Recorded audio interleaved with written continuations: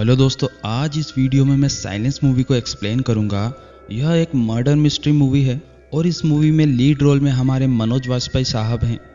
इस वीडियो में कई जगह गालियों का यूज़ किया गया है, तो भैया अपने आसपास का माहौल देख लें या तो फिर अपने कानों में हैंड फ्री ठूस लें, उसके बाद ही वीडियो आगे देखें। मूवी की शुरुआत में 4 लड़कों को बताया जाता है जो कि एक ट्रेकिंग साइट पर होते हैं और हील पर चढ़ाई कर रहे होते हैं और यह हील के टॉप पर पहुंच जाते हैं। यहाँ एक लोंडा काफी जोश में होता है, वो अपनी गर्लफ्रेंड का नाम पुकारता है और शाहरुख खान की स्टाइल भी मारता है। फिर इन्हें कहीं से फोन की रिंग सुनाई देती है, लेकिन यह अपना मोबाइल चेक करते हैं बट इनका मोबाइल नहीं बज रहा होता। यह मोबाइल ढूंढने में लग जाते हैं और इस लोंडे को कुछ ज्यादा ही चुल होती है। यह दौड़ते हुए मोबाइल की तरफ जाता है और धड़ाम से नीचे गिर जाता है। हालांकि इससे कुछ नहीं होता, लेकिन जब ये ऊपर देखता है तो देखकर चौंक जाता है क्योंकि यहाँ पर किसी लड़की की डेड बॉडी होती है और यह देखकर इस लौंडे की गांड फट जाती है। उनमें से एक लड़का हिम्मत करके डेड बॉडी के पॉकेट से मोबाइल निकालता है। मोबाइल लड़की के घर वालों का होता है, तो वो उन्हें बताता है कि जिसका यह फोन है वह लड़की मर चुकी है। फिर वहाँ पुलिस आती है और इन्वेस्टिगेशन करती है। दूसरे सीन में उस लड़की का घर बताया जाता है। ये है जस्टिस चौधरी, ये रिटायर्ड जज हैं। जिस लड़की की मौत हुई है उसका नाम पूजा है और ये पूजा के पिताजी हैं और यह है उनकी माता जी। मुझे तो मम्मी पापा कम दादा दादी ज्यादा लगते हैं। ये रवि हैं, ये एक पॉलिटिशियन है और एमएलए के दावेदार भी। हम इन्हें एमएलए साहब ही कहेंगे। अब स्टोरी यह है कि पूजा जो कि मर चुकी है और एमएलए साहब की वाइफ कविता दोनों अच्छी फ्रेंड्स थी, बल्कि दोनों बहनें जैसी रहती थी। उस हिसाब से तो एमएलए साहब पूजा के जीजू हुए। खैर, पूजा अक्सर कविता के घर जाया करती थी। फ्राइडे की रात भी यही हुआ। पूजा रात के 10 बजे कविता के घर आती है। एमएलए साहब फोन पर लगे थे, किसी की प्रॉपर्टी हड़पने की बात कर रहे थे। पावर है तो उसका इस्तेमाल तो करेंगे ही। पूजा चुपके से आती है और एमएलए साहब को जादू की झप्पी देती है। भगवान ऐसी साली सबको दे। अब यहाँ पूजा को पता चलता है कि कविता तो आज ही पुणे गई है। फिर वो कहती है कल मैं पुणे जाकर कविता को सरप्राइज दूंगी। फिर पूजा वहीं डिनर करती है और रात में वहीं स्टे करती है। सैटरडे को सुबह गुड मॉर्निंग होता है। एमएलए साहब ऑफिस के लिए निकल रहे होते हैं, तभी वह गेट का लॉक देखते हैं जो कि ठीक से काम नहीं कर रहा था। वह दादू जो इनका नौकर है उसे आवाज देते हैं लॉक ठीक कराने के लिए, मगर दादू थोड़ा ऊंचा सुनते हैं। फिर एमएलए साहब चले जाते हैं। रास्ते में एमएलए साहब को याद आता है कि उनकी एक इम्पोर्टेंट तो घर पर ही रह गई है। वो वापस लेने जाते हैं। वो अपने रूम में पेन ड्राइव उठा ही रहे होते हैं, तभी अचानक कविता की चीख सुनाई देती है और वह बाहर आकर देखते हैं तो वह सीढ़ियों से नीचे गिर रही होती है। वो तुरंत उसे हॉस्पिटल लेकर जाते हैं। कविता अभी आईसीयू में है क्योंकि वह कोमा में चली गई है। इस बीच एमएलए साहब को कुछ नहीं पता कि पूजा घर से कब निकली और कहाँ गई। कविता वहीं संडे को आने वाली थी, मगर उसकी मीटिंग कैंसिल हो गई थी, इसलिए वह सैटरडे को ही आ गई थी। अब दूसरे सीन में यहाँ हमारे हीरो की एंट्री होती है। यह एसीपी अविनाश वर्मा है। एक ड्रग डीलर के यहाँ आते हैं उसे पकड़ने के लिए। फिर यहाँ पुलिस और ड्रग डीलर के बीच में फाइट होती है, थोड़ा एक्शन होता है और उस ड्रग डीलर को पकड़ लिया जाता है।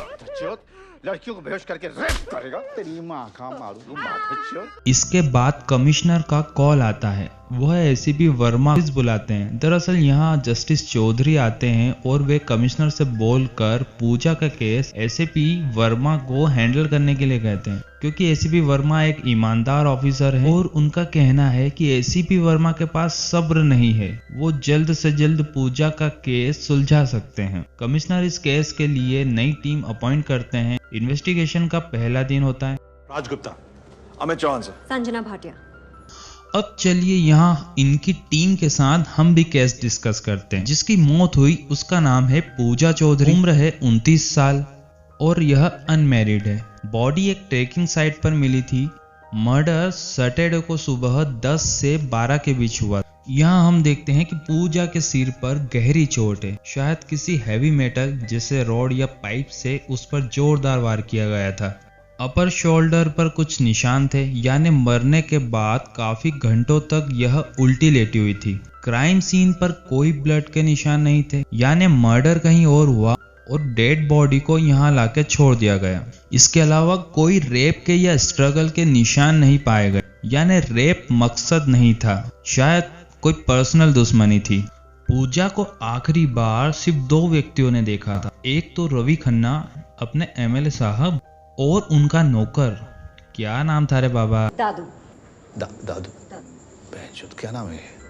अब एसीबी वर्मा पूजा के सेल फोन और एमएलए साहब के लैंडलाइन और जस्टिस चौधरी के लैंडलाइन की कॉल रिकॉर्डिंग निकालने के लिए कहते हैं। पूजा की गाड़ी ड्राइवर कहीं और ले गया था, इसलिए वह टैक्सी से ही कविता के घर गई थी। पुलिस उस बिल्डिंग के आसपास और टैक्सी वालों से ही पूछताछ करती है। बिल्डिंग नहीं है इसलिए उसमें कैमरे तो हैं मगर ऑपरेशनल नहीं है। फिर एसीपी वर्मा क्राइम सीन पर जाते हैं मगर वहां उन्हें कोई सबूत नहीं मिलता। अब एसीपी वर्मा जस्टिस चौधरी के घर आते हैं पूछताछ के लिए। जस्टिस चौधरी बताते हैं कि पूजा रात को करीब 7 बजे के लगभग घर से कविता के घर के लिए निकली थी। फिर जब सुबह उसे कॉल किया तो उसका फोन नॉट रीचेबल आ रहा था, साथ ही कविता का मोबाइल भी नॉट रीचेबल था। हमें लगा कि दोनों साथ में ही है।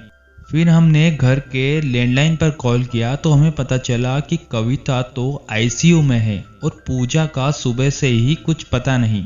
एसीपी वर्मा ने पूछा, पूजा की उम्र 29 साल थी, क्या उसका कोई बॉयफ्रेंड था? लेकिन माताजी मना करते हैं कि उसका कोई बॉयफ्रेंड ही नहीं था। एसीपी वर्मा पूछते हैं, इस घर में और कौन रहता है? जस्टिस चौधरी का कहना है कि उनके दोस्त का बेटा ऋषभ 5 महीने से यहीं रहता है, वो उसकी मंगेतर के साथ रहता है।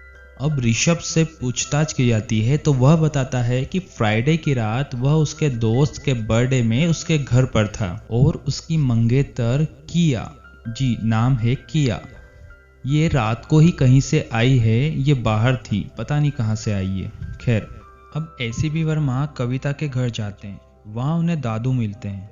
अक्सर वहाँ नेटवर्क की प्रॉब्लम बनी रहती है। अब दादू बताते हैं कि उस दिन जब एमएलए साहब ऑफिस के लिए बाहर निकले थे, उसके बाद पूजा मैडम आती है और वो नहाने वाली थी मगर उनके बैग की चेन खराब हो जाती है। मैं उसे ठीक करवाने बाहर चला गया। फिर जब मैं बैग की चेन ठीक कराकर वापस लौटा था और मैं गेट पर ही था तो मुझे एक चीख सुनाई दी। मैं अंदर आया तो कविता मैम का घबराया हुआ चेहरा देखा और वे सीढ़ियों से नीचे गिर रही थी।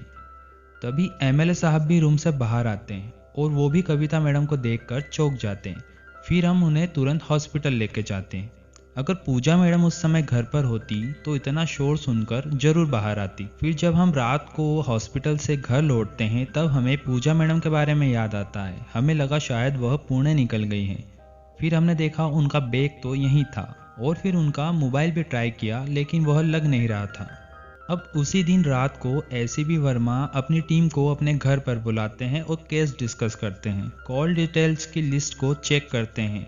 उस दिन बहुत सारे कॉल्स थे लेकिन एक कॉल जो कि एमएलए साहब के घर के लैंडलाइन पर आया था वो किसी पीसीओ बूथ से था और सिर्फ आधे मिनट का कॉल था और वह सुबह 10 बजे आया था। अब हम यहाँ सीन के टाइमलाइन को देखते हैं। उस दिन सुबह 9:50 पर एमएलए साहब ऑफिस के लिए जाते हैं।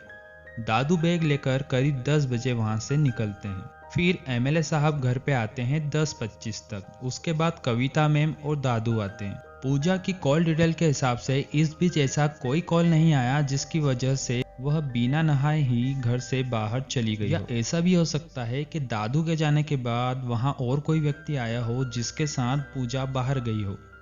अगले दिन एसीपी वर्मा एमएलए साहब से मिलने हॉस्पिटल जाते हैं। वहां वह कविता के रूम में जाते हैं। वहां उन्हें डॉक्टर बताते हैं कि एमएलए साहब अभी आने वाले हैं, आप प्लीज़ मरीज के सामने ऐसा कुछ मत कहना जिससे वह डिस्टर्ब हो, क्योंकि कोमा का पेशेंट मूवमेंट नहीं कर सकते मगर सब कुछ सुन सकते हैं, समझ सकते हैं। थोड़ी देर बाद वहां एमएलए साहब भी आ जाते हैं और वो एसीपी से पूछते हैं कि आप यहाँ क्या कर रहे हो, यहाँ आप मेरी वाइफ को क्यों डिस्टर्ब कर रहे हो। और बड़े ही रूडली तरीके से एसीपी वर्मा से बातें करते हैं मगर अपने हीरो भी कहाँ कम थे। रवि खन्ना, मैं आपसे बहुत शराफत से पेश आ रहा हूँ, वरना बदतमीजी तो हमारी पुश्तैनी तिजारत है। फिर ये दोनों वेटिंग रूम में मिलते हैं। एमएलए साहब वही स्टोरी बताते हैं जो अभी तक हमने जाना है। अगले सीन में ऋषभ एसीपी साहब के ऑफिस आता है और पूजा के कुछ फ्रेंड्स की लिस्ट और फोटोग्राफ लेकर आता है क्योंकि उसे जस्टिस चौधरी ने भेजा था। संजना उसे जानती नहीं थी इसलिए उसने ऋषभ के नाम और कॉन्टेक्ट नंबर लिखवा लिए थे। अगले सीन में देखते हैं कि एमएलए साहब के बिल्डिंग के वॉचमैन के रजिस्टर में ऐसी कोई एंट्री नहीं थी कि उस दिन एमएलए साहब के घर कोई व्यक्ति आया हो। फिर पूजा घर से बाहर क्यों गई, यह सवाल अभी भी घूम रहा था। फिर एसीपी साहब के दिमाग की बत्ती जलती है। ऐसा भी हो सकता है कि उस दिन पूजा घर से बाहर ही ना निकली हो, यानी कविता के आने से पहले ही वह मर चुकी हो। अब गैस करो कि कातिल कौन? दादू दादू नहीं हाँ। इसका मतलब एमएलए साहब। अब ये लोग एमएलए साहब की कॉल रिकॉर्ड्स देखते हैं। इसमें 2 कॉल्स पर डाउट होता है। एक तो एक बार में किया गया था और एक कॉल जिस पर 6 बार कॉल किया गया था, यह किसी सनी के नाम से था। एसीपी साहब कविता के घर जाते हैं और वहां उसके रूम की तलाशी लेते हैं। अब दादू यहाँ बताते हैं उस दिन एमएलए साहब पूरे दिन हॉस्पिटल में ही थे। उनके घर में एक नौकरानी भी आती है, लेकिन उस दिन शनिवार था तो वो उस दिन 2 बजे आई थी, लेकिन अभी वह छुट्टी पर है। दूसरे सीन में कविता को दिखाया जाता है। वह डॉक्टर की बात सुनकर रिस्पॉन्स करती है।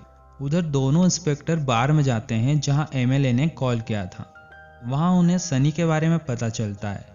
सनी वहाँ बाउंसर की जॉब करता है, लेकिन कुछ दिनों से वहाँ आया नहीं। इंस्पेक्टर के जाने के बाद वो बारमैन सनी को बता देता है कि उसे पुलिस ढूंढ रही है और सनी इंडिया छोड़कर बाहर भागने का प्लान बना लेता है। हालांकि पुलिस उसका कॉल भी ट्रेस कर रही होती है। दूसरे सीन में एमएलए साहब की नौकरानी यानी भारती को हम देखते हैं। पुलिस उससे पूछताछ करती है। वो बताती है जब वह 2 बजे कविता के घर आई थी तभी उनके घर से एक आदमी एक बड़ा सा थैला लेकर बाहर जा रहा था। भारती ने तुरंत एमएलए साहब का कॉल भी किया, मगर उन्होंने कहा कि मैंने ही उसे भेजा है कुछ सामान लेने के लिए। फिर पुलिस भारती से उस आदमी का स्केच भी बनवाती है और ये कोई नहीं सनी होता है। उधर एक दूसरी गैंग सनी के भाई श्रीकांत को किडनैप कर लेती है, क्योंकि सनी ने इनसे कुछ पैसा लिया होता है और वो चुकाता नहीं है। अब ये दूसरी गैंग वाले सनी के भाई श्रीकांत से सनी को कॉल लगवाते हैं और वो उसे कहीं मिलने बुलाता है। उधर पुलिस को भी कॉल ट्रैकिंग से पता चलता है कि वह सुबह 6 बजे किसी श्रीकांत नाम के व्यक्ति से मिलने वाला है। अब पुलिस सुबह 4 बजे ही जहाँ सनी आने वाला है वहाँ फील्डिंग जमा लेती है। सभी अपनी पोजीशन ले लेते हैं और नजर रखते हैं,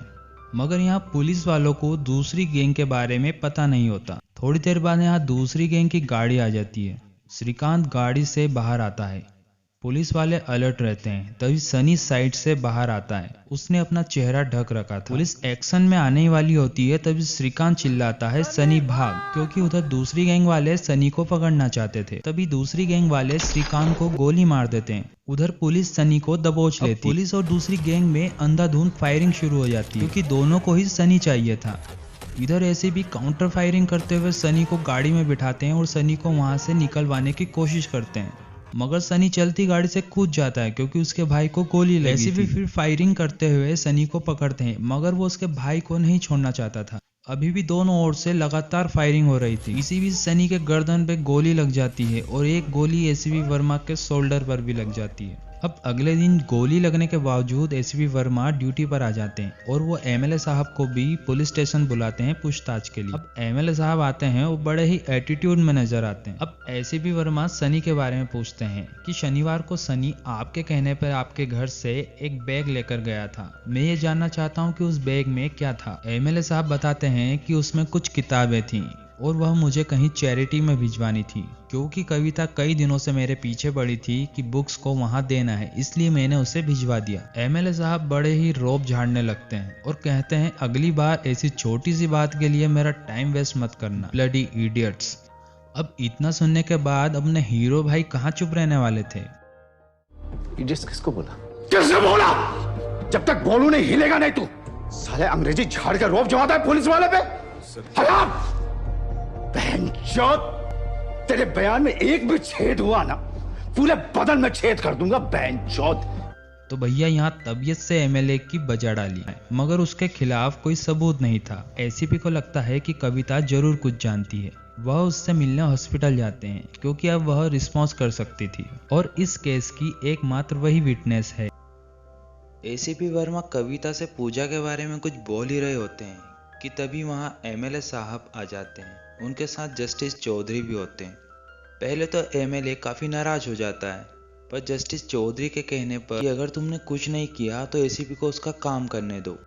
अब एसीपी सबके सामने कविता से सवाल पूछता है कि कविता जी, आप मेरे सवालों का जवाब देने के लिए तैयार हैं तो अपनी उंगली ऊपर कीजिए। और फिर कविता अपनी उंगली उठा देती है। अब पहला सवाल, क्या आपने आपके पति को पूजा का कत्ल करते हुए देखा है? कविता इसका कोई जवाब नहीं देती। अब दूसरा सवाल, क्या आपके पति ने पूजा का खून नहीं किया? इस पर कविता अपनी एक उंगली ऊपर कर देती है। फिर एमएलए काफी खुश हो जाता है और एसीपी को खरी खोटी सुनाने लगता है। एसीपी का लास्ट क्वेश्चन अभी बाकी था। वह पूछता है, क्या आपके पति के घर आने से पहले ही पूजा का खून हो चुका था? लेकिन अब एमएलए को गुस्सा आ गया था और वो एसीपी से झगड़ा करने लग गया था। इसी बीच कोई नहीं देखता कि कविता ने अपनी एक उंगली ऊपर उठा दी है। फिर वहां डॉक्टर्स आ जाते हैं और सबको बाहर कर देते हैं। अब एसीपी का दिमाग खराब होता है। आता माजिद सटकली। वो हर चीज को फिर से रिवाइंड करता है। पूजा का बैग्स, उसमें मिली पेन ड्राइव, वॉचमैन की एंट्री रजिस्टर, और उस दिन जिस पीसीओ बूथ से सुबह 10 बजे कॉल आया था वो कविता के ही घर की बिल्डिंग के सामने वाले पीसीओ बूथ का था। अब एसीपी वर्मा अपनी टीम को लेके पूजा के घर जाते हैं और वहां सबको इकट्ठा करते हैं। उधर एसीपी एमएलए के घर पे पुलिस व फॉरेंसिक टीम को भेज देता है। अब यहाँ फिर से एमएलए साहब से शुरुआत होती है। 9:50 से एमएलए साहब ऑफिस के लिए निकले थे और 10:25 पर फिर से घर आए। दादू 10 बजे घर से बाहर निकले, यानी 10 बजे से 10:20 का टाइम, इस 10 मिनट में ही पूजा का खून हुआ है। अब बारी आती है ऋषभ की। उस दिन ऋषभ अपने फ्रेंड्स के घर से लौट रहा था और रास्ते में ही एमएलए साहब का घर पड़ता है। तो ऋषभ वहां क्यों गया? जब एसीपी ऋषभ से यह सवाल करता है तो ऋषभ साफ मना कर देता है। फिर एसीपी वॉचमैन को बुलाता है और वह बताता है कि उस दिन यही आदमी मल्टी में गया था और जब ये वापस लौट रहा था तो मैंने इसे एंट्री करने के लिए कहा और इन्होंने एंट्री रजिस्टर में रूम नंबर 707 लिखा, जो कि गलत है क्योंकि 707 में कोई रहता ही नहीं है। ऋषभ ने अपना नाम और सिग्नेचर भी गलत किए थे, लेकिन हेड राइटिंग एक्सपर्ट से उसकी राइटिंग पकड़ा जाती है। अब ऋषभ मान लेता है कि वो वहां गया था मगर उसने खून नहीं किया। अब सभी लोग ऋषभ को ही खूनी मानते हैं, लेकिन ऋषभ कहता है कि जब मैं वहां पहुंचा था तो वहां पहले ही पूजा का खून हो चुका था। खून नहीं किया, जब मैं वहां पहुंचा था वो ऑलरेडी मर चुकी थी। अब एमएलए साहब के भी लोड़े लगने वाले थे। आखिरकार एमएलए साहब भी मान ही लेते हैं कि जब वह घर वापस आए तो पूजा पहले ही मर चुकी थी। यहाँ ऋषभ पर एक और खुलासा होता है। पुलिस को पूजा के ईमेल्स चेक करने पर पता चलता है कि ऋषभ और पूजा का अफेयर चल रहा था और पूजा के बैग से मिली पेन ड्राइव में दोनों के फोटोज भी मिले। अब स्टोरी यह है कि ऋषभ की मंगेतर किया शुक्रवार को शाम को घर आती है। फिर ऋषभ और पूजा का इसी बात पर झगड़ा हो जाता है। पूजा रात को ही कविता के घर चली जाती है। अब पूजा ऋषभ का फोन भी नहीं उठाती है। अगले दिन ऋषभ कविता के घर पूजा से मिलने के लिए जाता है, लेकिन घर में वह आवाज लगाता है पर वहाँ कोई नहीं होता। अब वह ऊपर रूम में जाता है तो पूजा की डेड बॉडी देखता है और उसे देखकर घबरा जाता है। फिर वो वहां से चला जाता है। नीचे गार्ड ऋषभ को रोकता है तो वह गलत नाम वो साइन करके चला जाता है। फिर वहाँ एमएलए साहब आते हैं पेन ड्राइव लेने, पर वो जैसे ही रूम में देखते हैं कि पूजा का मर्डर हो चुका है वो घबरा जाते हैं क्योंकि इलेक्शन का टाइम है और उनका नाम भी खराब हो सकता है। और फिर वो सनी को कॉल करते हैं डेड बॉडी को ठिकाने लगाने के लिए। तभी वहाँ रूम में कविता आ जाती है। वो पूजा की डेड बॉडी देखकर घबरा जाती है और चीखती हुई भागती है। तभी कविता का पैर फिसलता है और वहां सीढ़ियों से वह नीचे गिर जाती है। हॉस्पिटल जाने के बाद वहां सनी आता है, पूरे रूम को साफ करता है और डेड बॉडी को बैग में भरकर वहां से चला जाता है।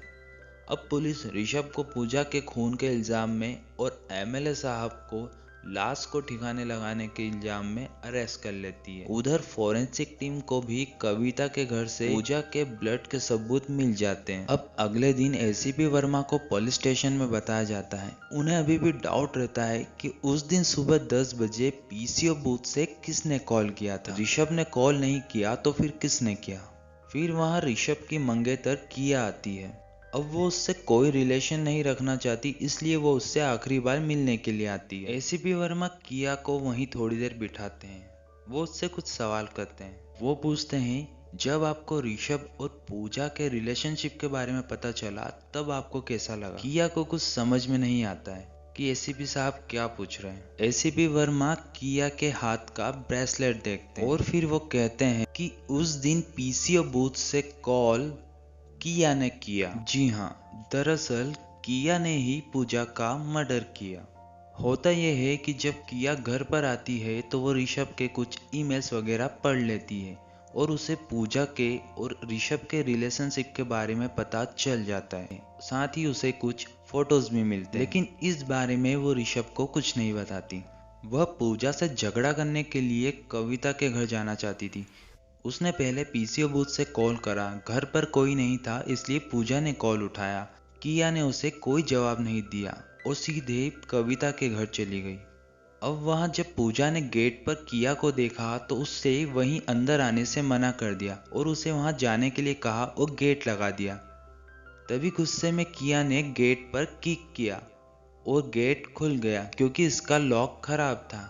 अब किया अंदर आती है और ऊपर कविता के रूम में पहुंच जाती है जहां पर पूजा होती है और वो वहीं पूजा से झगड़ा करने लगती है और किया पूजा पर बहुत ही ज्यादा गुस्सा करने लगती है और वह लैंप स्टैंड उठाकर पूजा के सिर पर जोरदार वार करती है।